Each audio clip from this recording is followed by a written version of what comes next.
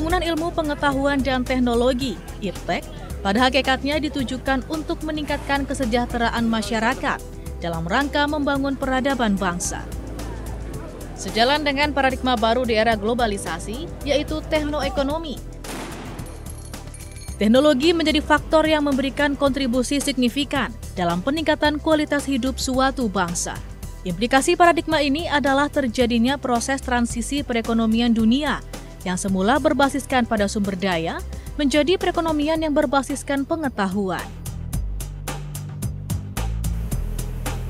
Kekuatan bangsa diukur dari kemampuan IPTEK sebagai faktor primer ekonomi, menggantikan modal, lahan, dan energi untuk peningkatan daya saing.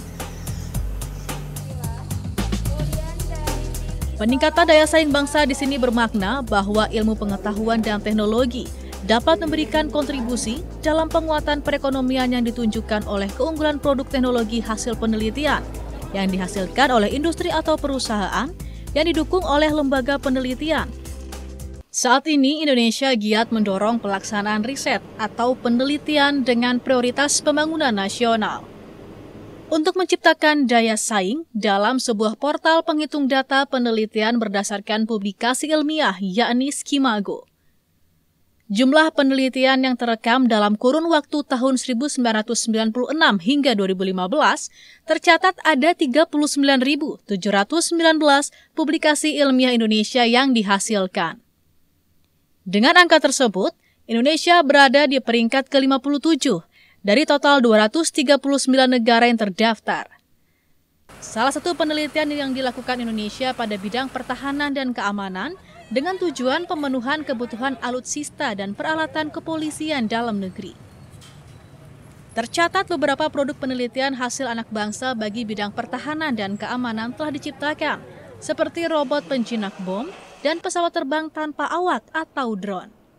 Selain di bidang pertahanan dan keamanan, pelaksanaan penelitian juga dilakukan di bidang transportasi, seperti mobil hybrid dan mobil listrik, serta juga penelitian terhadap solusi energi seperti energi baterai dan bioetanol.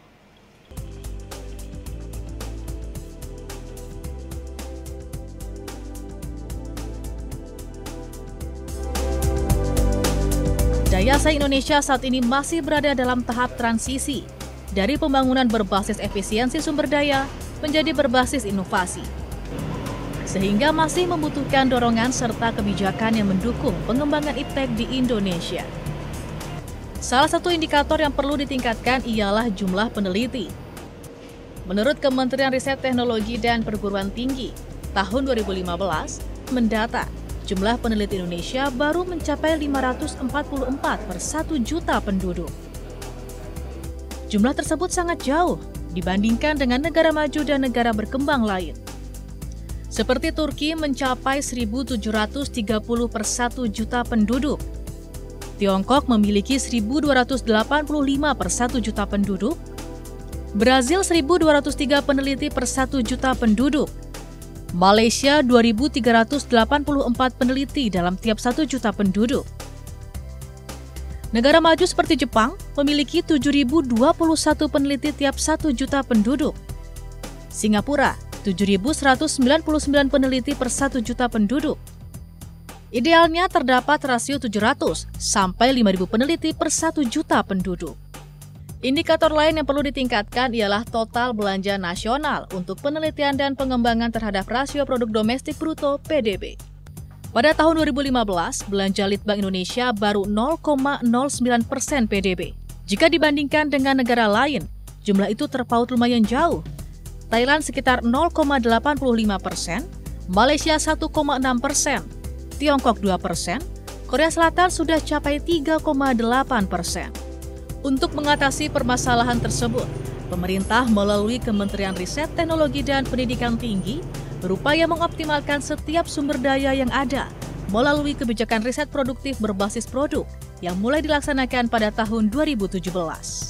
Kebijakan riset kita adalah mendorong agar para peneliti di Indonesia dapat melakukan riset secara produktif dan relevan, sehingga hasil inovasinya dapat digunakan untuk mengejar ketertinggalan. Harapannya mulai 2017 ini, di mana momentum dimulainya penelitian berbasis output, para peneliti bisa mengekspresikan secara maksimal apa yang dimilikinya, sehingga 2017 adalah permulaan tahun emas bagi para peneliti Indonesia. Dengan demikian, 3-4 tahun ke depan, inovasi yang digunakan di negeri ini didominasi oleh inovasi-inovasi anak bangsa. Selain itu, untuk mengejar berbagai ketertinggalan yang ada, pemerintah bersama dengan lembaga-lembaga penelitian kementerian dan non-kementerian sedang mempersiapkan rencana induk penelitian yang dapat digunakan untuk mengejar pemanfaatan teknologi untuk pembangunan bangsa. Jadi BPPT, LIPI, LAPAN, BATAN itu merupakan bagian dari lembaga kementerian non-pemerintah yang di bawah koordinasi Kementerian Ristek-Dikti, dan dengan rencana induk riset nasional nanti mereka akan melakukan penelitian-penelitian ke depan mengacu pada rencana induk, ya. Dan itu akan menjadi acuan buat kita bersama, dan acuannya pada tahun 2020 nanti kita akan kepingin menjadi juara ASEAN dalam publikasi, dan juga akan meningkat jumlah patennya, dan juga banyak hasil-hasil penelitian yang langsung bisa dimanfaatkan oleh masyarakat. Dalam rangka peningkatan dukungan IPTEK bagi pembangunan masyarakat Indonesia menuju kehidupan global yang maju, pemerintah mengarahkan kebijakan dengan menyelenggarakan riset sosial dan kemanusiaan. Strateginya membentuk hubungan penelitian sosial masyarakat di seluruh Indonesia dengan Lembaga Ilmu Pengetahuan Indonesia sebagai pusat. LIPI telah berdiri sejak tahun 1967 sebagai lembaga ilmu pengetahuan berstandar internasional, termasuk dalam penelitian, pengembangan, dan pemanfaatan ilmu pengetahuan. Hal tersebut sangat penting untuk meningkatkan daya saing bangsa. LIPI juga harus berperan bagaimana kemudian dari hasil-hasil penelitian, dari hasil-hasil kajian itu bisa kita deliver, kita bawa, kita sampaikan kepada generasi muda mulai dari SD, SMP, sampai SMA, bagaimana mereka harusnya mengenal dan membangkitkan curiosity, keinginan untuk melakukan penelitian sehingga menimbulkan cara berpikir yang kritis. Untuk menopang kegiatan riset dan penelitian LIPI dibagi menjadi 5 kedeputian yang membawahi pusat penelitian dan unit teknis, yakni bidang ilmu pengetahuan hayati, ilmu pengetahuan sosial dan kemanusiaan, ilmu pengetahuan kebumian, ilmu pengetahuan teknik, dan jasa ilmiah. Kiprah LIPI yang telah berlangsung selama 48 tahun juga telah menghasilkan berbagai penghargaan baik di tingkat nasional maupun internasional. Jurnal LIPI yang mampu mencapai tingkat internasional sebanyak 415 karya ilmiah sepanjang tahun 2015. Sementara itu, pada ranah nasional terdapat 887 karya ilmiah. Jumlah paten temuan LIPI juga mengalami peningkatan sepanjang tahun 2013 hingga 2015. Dari 29 hingga 53 hak paten. Secara keseluruhan, jumlah paten temuan dari tahun 1991 hingga sekarang telah mencapai 430 hak paten. Saat ini LIPI sedang memfokuskan riset dan penelitian berbasis masyarakat sebagai program prioritas. Hal ini bertujuan untuk menciptakan penemuan baru pada bidang ilmu pengetahuan yang lebih dapat mendorong berbagai inovasi yang berguna bagi percepatan pembangunan. Saya selalu berharap itu agar pemerintah bisa menempatkan riset, pengembangan dan penguasaan IPTEK itu sebagai salah satu prioritas pembangunan nasional.